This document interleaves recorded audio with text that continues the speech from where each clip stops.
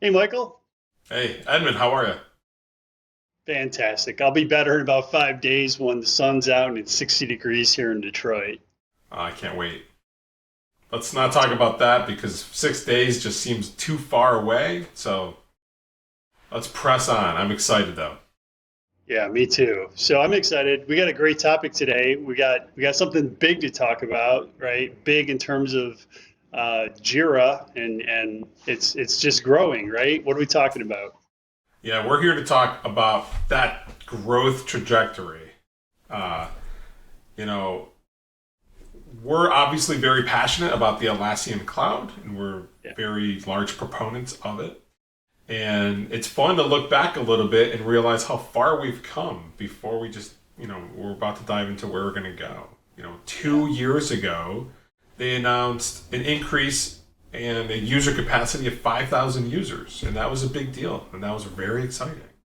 And just last year, they announced 10,000 users. And the same, that's a big deal. That enables so many more teams that are those large enterprise teams to get onto this platform, up to 10,000 users. And now, if you haven't seen it, they're announcing up to 20,000 users. So the Wow. 20,000 user limit is being pushed, and they're able to support that.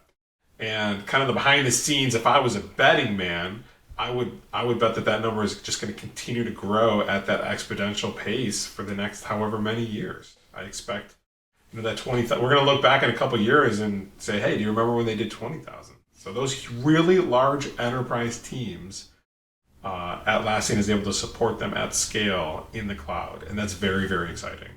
That's really cool. So Jira Enterprise is, growing. It's there's more and more users available, but there's a lot more that goes into it too, right? There's other things that have to be considered aside from just we can handle more users. What are some of those things that they're considering and they are not just considering that they've implemented? Yeah, so that's the release of Jira, or excuse me, Atlassian Cloud Enterprise. We've Mhm. talked prior about the standard and the premium plans, and this is Yeah. that newest offering, that enterprise level plan. Hmm. And there's really four main differentiations outside of the apps themselves. Obviously, it's the flagship products. It's the Jira. It's the Bitbucket. It's Confluence. It's the flagship products. But it comes with some more enterprise level features. Hmm. Such as up to 99.95 SLA uptimes. So the premium has an SLA. The standard doesn't have an SLA. But if you're an enterprise and you're global or you're distributed, you need that global performance, you need that global scale. And so this offering allows up to 99.95% uptime SLA. And Hmm. I'd have to reach in my back pocket to realize and calculate how few number of hours that actually means per year that you're actually down. Yeah. And just adding that 95 at the end there, 99.95, that's quite a big deal. Yeah. The second item, making it easier from an administration and governance, right? So your billing is a little bit easier and centralized, and then governance. You're allowed to run release tracks. So being in the cloud, you're allowed to run in a fashion that doesn't necessarily mean you have all the new features the day they come out. You're able to stagger some of those things and run on release tracks.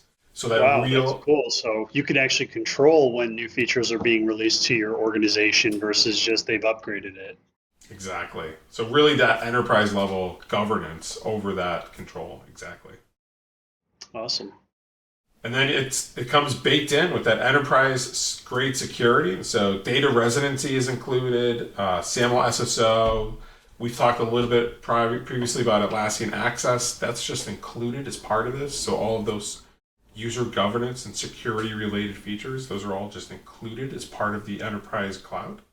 Hmm. And then the last thing, you get a whole other layer of dedicated support. So as that enterprise name, comes with that tag, you're getting the enterprise grade support from Atlassian directly.